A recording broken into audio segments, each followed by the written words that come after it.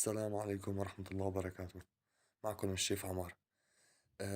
اليوم بدي أحكي لكم عن السبع بهارات.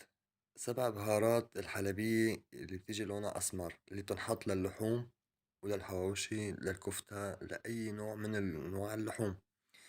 نحن كلياتنا بنروح عند العطار بنقول له أعطينا بهار السبع بهارات، بس السبع بهارات اللي بيعملوها العطارين مع احترامي لكل العطارين بيبقى تجاري، غير اللي نحن بنعمله بالمطاعم. يعني كل مطعم بيعمله بنفسه بطريقته المعينة.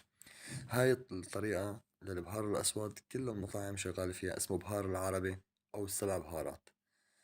هلا رح مليكم إياها: 200 جرام فلفل أسود، 50 جرام قرنفل، 100 جرام جوز الطيب، 50 جرام قرفة، 200 جرام خلجان، 200 جرام كباب صيني، 50 جرام كمون مع 50 جرام بابريكا. بيتخلطوا مع بعضهم مزبوط.